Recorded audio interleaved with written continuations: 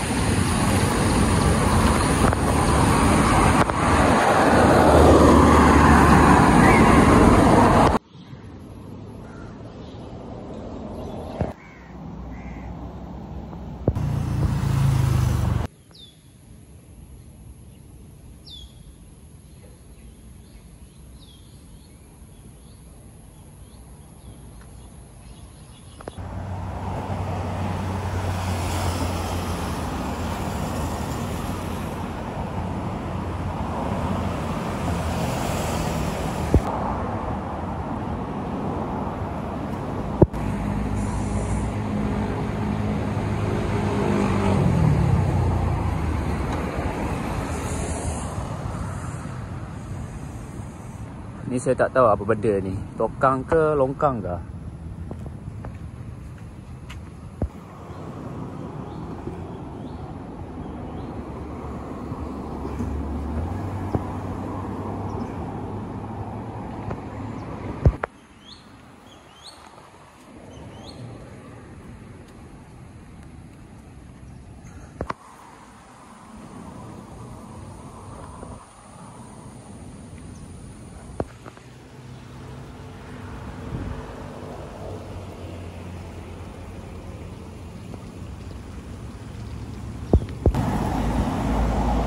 Okay, Assalamualaikum warahmatullahi wabarakatuh. Welcome back to my channel Muhammad Faris Official. Sekarang saya berada di Masjid Arah Damansara. Okay, untuk makluman semua, hari ni saya terjah ke kawasan masjid. Sekurang-kurangnya saya terjah ke kawasan fasiliti infrastruktur yang ada di kawasan Damansara.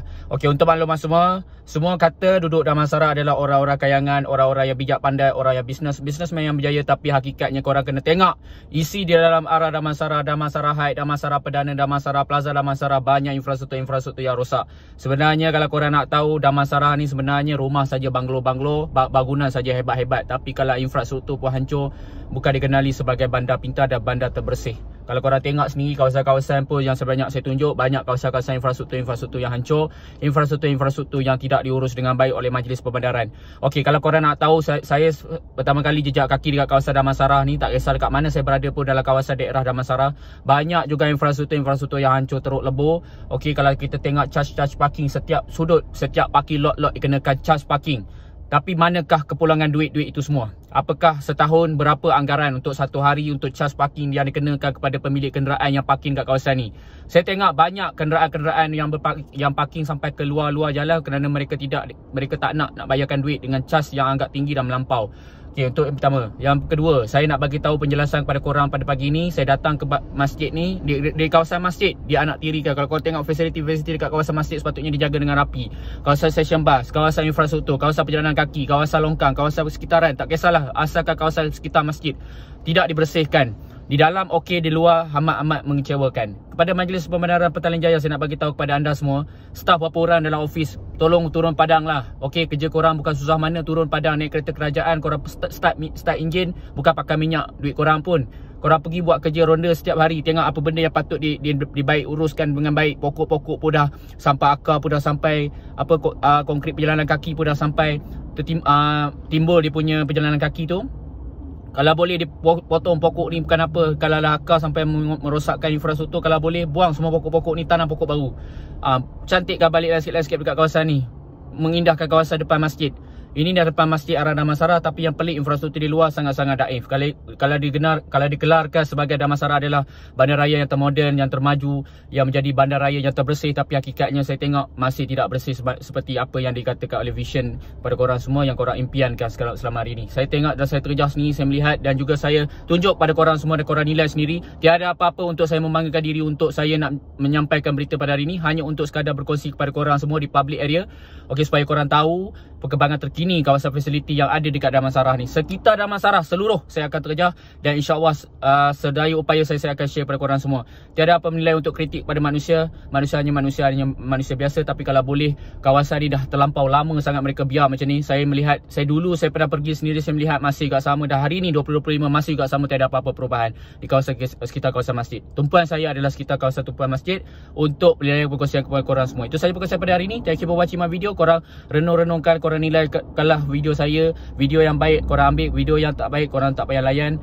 Okey, apa pun saya share pada korang semua ni untuk kegunaan umum dan juga korang menilai sendiri video-video saya pada hari ini. Itu saja, sekian. Assalamualaikum warahmatullahi wabarakatuh.